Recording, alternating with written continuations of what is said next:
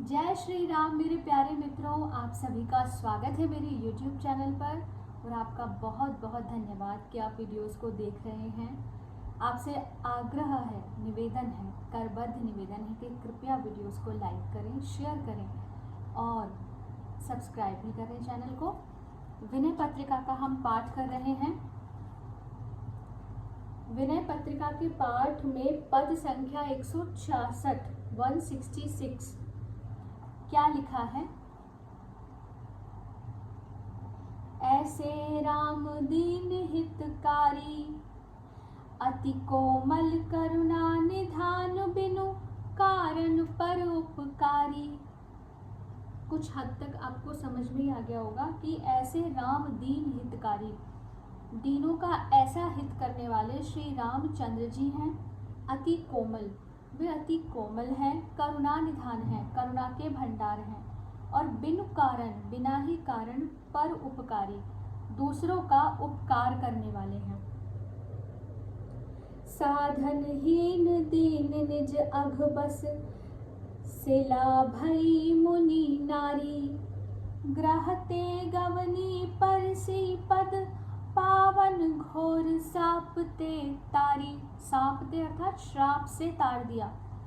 तो इसका अर्थ है कि साधनों से रहित दीन गौतम ऋषि की पत्नी अहल्या अपने पापों के कारण शिला हो गई थी। उसे आपने घर से चलकर अपने पवित्र चरण से छूकर घोर श्राप से छुड़ा दिया। हिंसारत निषाद तामस बपो, पशु समान बनचारी। भेट्यो हृदय लगाई प्रेम बस, नहीं कुल जाति बिचारी। हिंसा में रत गुह निषाद, जिसका तामसी शरीर था और जो पशु की तरह, पशु समान बनचारी, वनचरण, वन में फिरता रहता था, उसे आपने वंश और जाति का विचार किए बिना ही प्रेम के वश होकर हृदय से लगा लिया।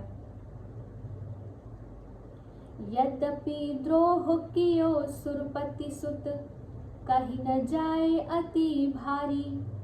इसका अर्थ है कि यद्यपि इंद्र के पुत्र जयंत ने काक रूप से श्री सीता जी के चरण में चोंच मारकर इतना भारी अपराध किया था कि कुछ कहा नहीं जा सकता। कहीं न जाए अति भारी। सकल लोक अवलोकि शोक हत, शरण गए भय टारी। सब लोग, तथापि जब वह बाण के मारे घबराकर रक्षा के लिए सब लोगों को देखता फिरा और फिर शोक से व्याकुल होकर आपकी ही शरण में आया, तब आपने उसका सारा भय दूर कर दिया। जो इंद्र का पुत्र जयंत था, वो कौवा बनकर सीता जी के पैर में चोंच मारी थी, लेकिन वो डरकर राम जी के ही शरण में आया, तो आपने उसका भी भय हर लिया। विहंग जोनि आमिष आहार पर, गीध कौन व्रत धारी। जनक समान क्रिया ताकी, निज कर सब भांति सवारी। इसका अर्थ है कि जटायु गीध पक्षी की योनि का था, सदा मांस खाता था। उसने ऐसा कौन सा व्रत धारण किया था कि जिसकी आपने अपने हाथ से पिता के समान अंत्येष्टि क्रिया कर सब बातें सुधार दी और मुक्ति प्रदान की।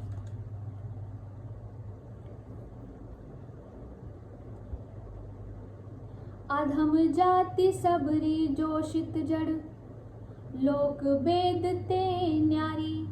जानी प्रीति दे दरस कृपा निधि, सौ रघुनाथ उधारी। अर्थात शबरी नीच जाति की स्त्री थी, लोक और वेद दोनों से बाहर थी। अर्थात ना नीच जाति की थी तो समाज से बहिष्कृत थी और वेदों का भी उनको ज्ञान नहीं था, परंतु उसका सच्चा प्रेम समझकर कृपालु रघुनाथ जी ने उसे भी कृपा पूर्वक दर्शन देकर उद्धार कर दिया।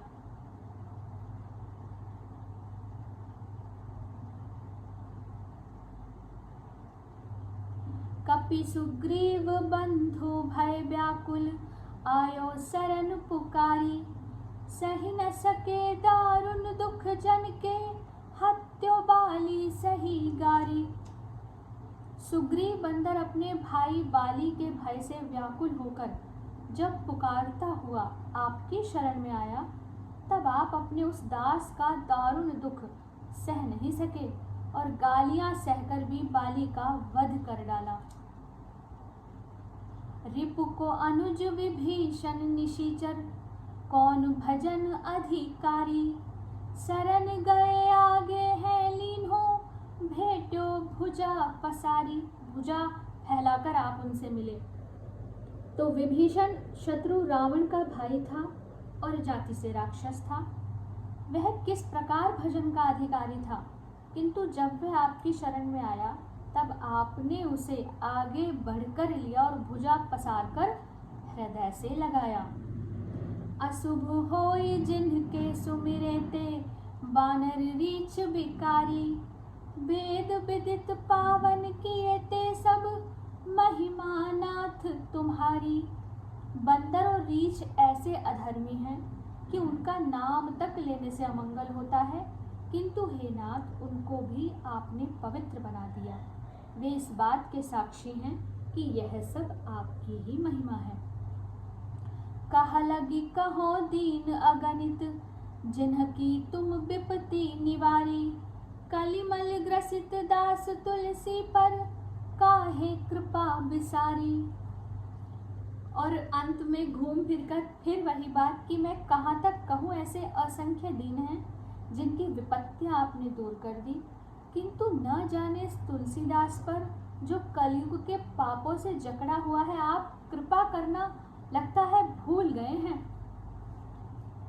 पद संख्या 167 आगे की वीडियो में पढ़ेंगे। जय श्री राम।